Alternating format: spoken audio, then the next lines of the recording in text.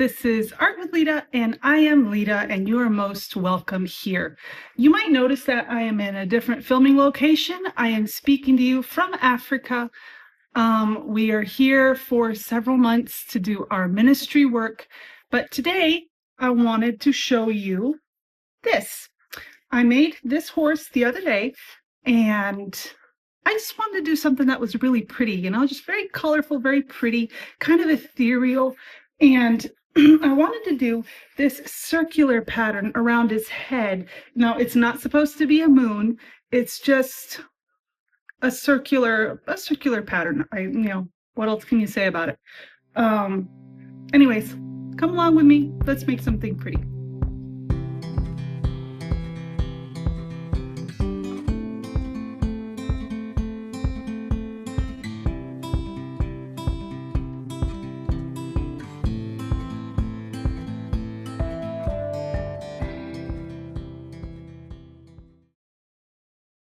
All right, so I start by spraying down the paper, and then I start adding some yellow. I think that might even be some quinacridone gold. I'm not 100% certain on that.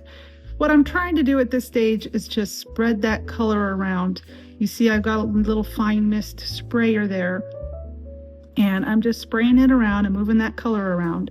Then I decide to go in with some reds and some pinks, and I'm just trying to get rid of some of that white paper. Look at how that paint is spreading. Isn't that gorgeous? Oh my goodness, I just love seeing that when I'm painting. It is just the most beautiful thing, and it makes my heart happy. Now I'm going in with some rose color. I'm not sure about the names, guys. I've never really memorized the names. I'm more of a colorist. I go with color, and I really don't care about all the technical details. I'm continuing to add color, getting rid of that background, and just trying to fill it in. At this moment, I decide that I do want to get rid of the corners because they were still white, so I'm just going to go get rid of all of that. As you can see, I am being fairly careful to preserve the horse and the circle around his head. I don't want to get these bright, vibrant colors all over that part of the paper until I've had a chance to go in with the colors that I actually want to use there. You can see that I'm adding clean water to the area, and I'm just gently pulling in just a little bit of that color. Now what that does is it makes sure that I don't have a cutout effect. You know how you see in so many watercolor pieces there's that white edge around everything? Well, that's because they didn't pull some of the background color into their main character. So what I'm doing here is making sure that that white edge isn't going to be there. Now that little bit of diffused color, it's not going to show up in the main piece hardly at all, and at the same time it'll make sure that that white edge isn't there. You can see I got some paint on the other page there, but that's okay. It's a sketchbook. This isn't perfect. This isn't perfection. We're just having fun here, and we're just spreading some color around. Now time to go in and start to get that horse. I am working with a reddish brown here, and I go in awfully light at first, but I do get darker and darker as I go along. Now this is a paint horse, one of my favorite types of horse.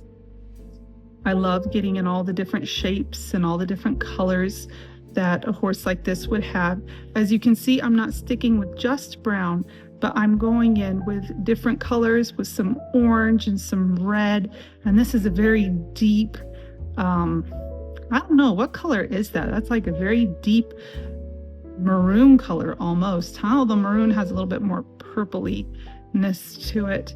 And as you can see, when it starts to bleed out around the edges there, I don't care. I just pick that color right up with a clean, damp paintbrush, and I continue on my way and continue to add color.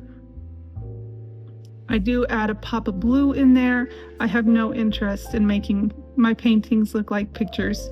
They are paintings, and they are to be full of color and full of happiness, and that's what I'm doing here. Now I do go and add in some pink in his muzzle there. This horse did have a pink muzzle in the reference photo, and I did want to capture that because it just makes him look just kind of delicate and kind of dainty, and I really like that. As you can see, that color is really bleeding into the white of his neck, so I just pick it up with a paper towel, and just like that, it's gone. Isn't that a neat trick? Now, it's important when you use a paper towel like that, don't rub it back and forth. You want to dab it up. If you start rubbing it back and forth, you risk destroying your paper, and that's something that we don't want.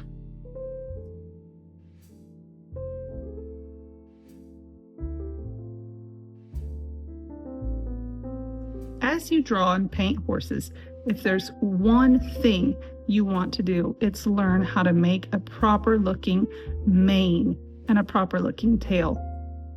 It can make or break your piece. Having something really nice or something that just kind of looks scraggly and thrown on there, it can make a huge difference in your painting in the end. So make sure you work on that. Now we're going to go in and we're going to do our circle shape. Remember, this is not a moon. We'll call it our not a moon circle shape. And we're just going to get that in, and that'll really bring out the colors that are in the horse's face. And it'll just kind of frame him and bring him to the front, which is what we want.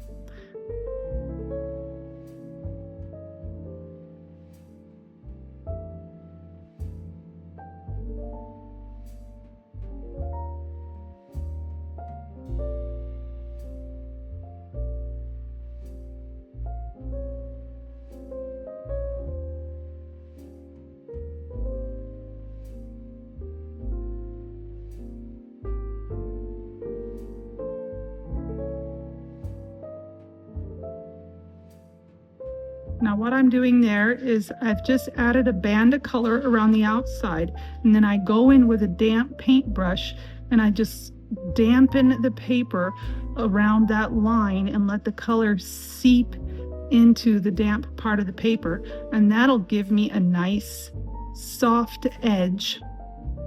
Well, it'll give me an edge that's hard on one side and that's soft on the other, and it'll blend in very nicely.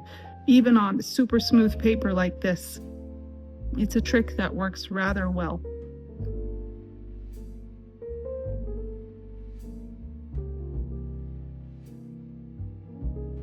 And I've decided to go with blue for the eye. Why not keep up my blue theme I have going here?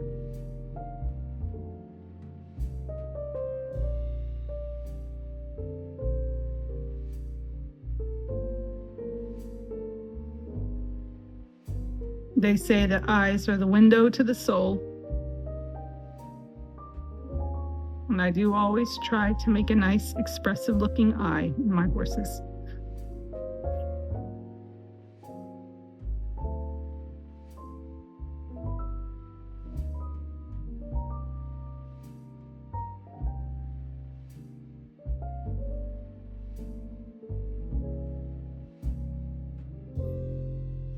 Well, that's it for this video. I do hope you enjoyed it. If you did enjoy it, make sure you give a like and subscribe. It really helps my channel.